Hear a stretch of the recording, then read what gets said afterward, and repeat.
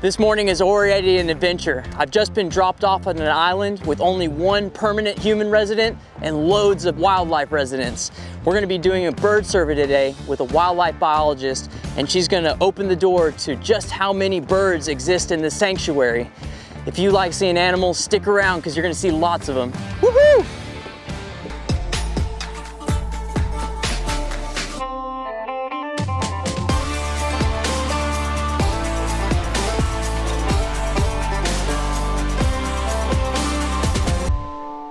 Due to its location at the mouth of Tampa Bay, this 250-acre island has served various military purposes over the past couple centuries, but is now dedicated to conserving wildlife and preserving history. Visitors to the island discover artifacts and ruins that whisper of forgotten stories from the past. Besides the park ranger who lives here, no one is more familiar with the island and its stories than the wildlife biologist who has been visiting Egmont Key over the last 30 years. Hey Joyce. Hi Micah. It's so nice to finally meet you. Yeah, you too. Welcome. All of our phone calls and conversations. Welcome to Egmont Key National Wildlife Refuge and State Park. It looks like we're gonna have a beautiful day today, and I'm excited. I've got my binoculars. So what are we getting into today? We're gonna do a bird survey. I've got my binoculars, my data sheet, and my camera, and we're ready to go. I'm a little rusty on my birds, but I'm excited to get out on the beach. We'll get you back in gear. Awesome. Bird surveys collect data that allow biologists to gauge the health of an ecosystem.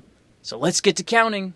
Did you ace your ornithology class? I never took ornithology. Ironically, I would like the fuzzy creatures. I always wanted to do work with mammals. And I have done a little bit with black bears, but I never took an ornithology class in college. So you're a self-taught birder. Well, I wish I had taken ornithology because every refuge I've worked on, I've done some kind of work with birds. I've had some very good teachers. I've had some good Audubon partners who've taught me a lot about birds. What other species do you work with? We actually work with manatees. So I do manatee surveys there, and I'm actually in charge of the manatee rescue team. So we rescue injured and orphaned manatees, take them to rehabbers, and then we actually help release them back to the wild. When I'm doing bird surveys, usually I like to walk the entire island, but I do pick up trash on the island. And the great thing about picking up trash is anybody can do it at any time and help out immensely. You know, when there's a tennis ball or something you can use, yeah, reuse it. Reuse it. So I usually leave the island with at least, a trash bag full. So here we have a sea turtle egg. Oh, wow. Remnants of a sea turtle egg. Yeah. Surprised it's still rubbery. So that means it's fairly not too old, right? Yeah. Or it'd get all brittle. Yeah.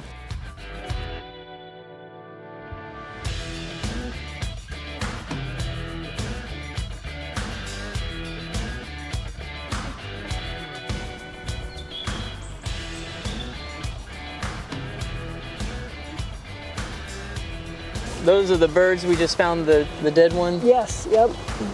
Same species, brown pelicans. Nearly 50 years ago, a third of this refuge island was permanently closed to the public, offering wildlife an undisturbed area to rest, nest, and feed. You can perch right here, buddy.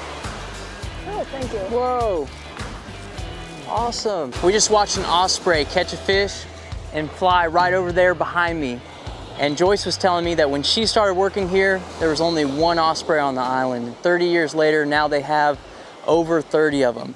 And so that's the success story about the kind of work that she does. That's the most rewarding part of what a wildlife biologist can see, is a progressive growth of animals like the osprey on this island. It's fantastic.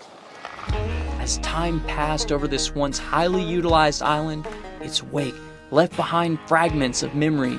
Over the decades, as Joyce has visited the island, more and more of it has disappeared right before her eyes.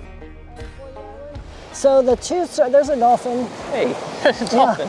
Yeah. So the two gun batteries were actually attached to land in 1985. Wow. So this structure was whole when I first started here in 1990, and I could walk on the outside of it. Wow. So we've lost all this sand in just 30, a little over 30 years. We've got another dolphin behind you over here too. There's one out here and another one over here. So since 1899, we've lost half of this island to erosion. Half of that, so a quarter of the island, has been lost in the last 30 years. So the rate of erosion is accelerating over time. Several reasons. You have a channel, the Egmont Channel, which is a boating channel for all the ships that come into and out of Tampa Bay, is dredged every year. You also have storms, hurricanes, tropical storms, and one of the biggest factors, sea level rise. So that's all contributing to the erosion on this island. But it's accelerating so fast. We have threatened loggerhead sea turtles that nest here, and up to 40,000 pairs of birds that nest during the summer months. So all that habitat would be lost if this island disappears. And unfortunately, people think they could go somewhere else, but they're losing habitat in other areas too. So the animals can't just go somewhere else to nest. So this is something that's very present on your mind because you've seen it accelerating, and you know what's going to happen to all these animals if in, a handful of decades it's just gone. Yes. As it disappears. Yeah. Wow. It's eroding very, very rapidly. Island biology is fascinating in that small factors become exaggerated, like the resulting erosion from new boating channels and rising sea levels. With this in mind, it's hard to confront the things we discovered next. Just walking the beach, picking up trash, and you smell something and go and check it out. And unfortunately, we found a dead dolphin after enjoying getting to see him out swimming free. And what's the main causes that you normally might find a dolphin washed up? Boat strikes, I would think. Boat strikes for the most part. We traveled on past a derelict boat that fit our now somber mood. Its forgotten remains a silent reminder of the impact we have on nature. Joyce, I hate that we had to come across this today when today was going so well, but how often do you see something like this? Unfortunately, dead dolphins very infrequently, but dead sea turtles a little too often. A lot of them are killed from boat strikes, but this one does not look like it was a boat strike. But I think, did you find a piece of fishing line? Yeah, and it's in there really deep. No. I'm not sure that would kill it. It would probably prevent, maybe amputate a flipper, but I'm not sure what the cause of death would be. So a loggerhead sea turtle like this, how old do you think this turtle could have been? Could be, it's full size, so it could be 20, 30 or more years old. Well, I hope you don't come across this too many more times. It's always a sad thing to see. Joyce, we spend so much time learning about keystone species and talking about them in class, and then lo and behold, we find a gopher tortoise here. How on earth are they out here? We have about 1,200 gopher tortoises on the island. I'm sure you've taught students that more than gopher tortoises live in the burrows. Are they serving that same important role out here too? They do. Yeah, other species can live in their burrows.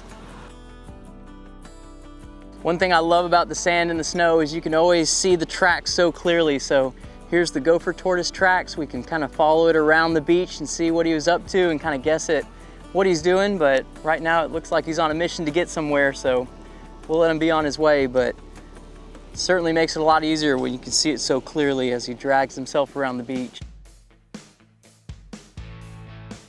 When Joyce told me that there was 1,200 gopher tortoises out here, I thought for sure we'd be seeing them everywhere. And she's brought me to my dream location. They're absolutely everywhere. You counted 11? Yes. Got 11 gopher tortoises just in this one little area. Keystone species. Our bird survey concluded and the beach a little cleaner than we found it before. It was time to catch the last boat back to the mainland. Joyce, we've enjoyed a beautiful day on Egmont Key, and I've loved every minute of it. We've seen life, we've seen death, and everything in between. And what an adventure it was. But one of my favorite things that you said today was you never finish one of these surveys on the beach without coming back with more than you started out with. For our younger viewers who are going to be seeing this and wanting to walk in your footsteps one day, what advice do you have to them that you've done successful in your life to get to where you're at? Take any temporary job that you can take. I was actually temporary for 2 years before I got on permanent. So take any temporary job. It may lead you to a connection to get a permanent job elsewhere. It may lead you to get a permanent job where you're actually working. But you form contacts, connections, you network. You can meet other people from other organizations, agencies. There's a variety of places people can work. You can work city, state, federal governments. You can work for private organizations. So many opportunities. Thank you, and it was such a pleasure and an honor. You're welcome. It was nice having you out here. I'm gonna go catch the boat so we can get on to the next adventure. Okay. But I hope to see you around. Yeah, good luck. I felt indebted to Joyce for sharing with me such a special part of her long and distinguished career. After walking the historic shorelines, I'm leaving with a new perspective on just how much humans impact nature. As Joyce passes on the torch of looking after wildlife on this extraordinary island, I hope her replacement cares for it with the respect and love that she has.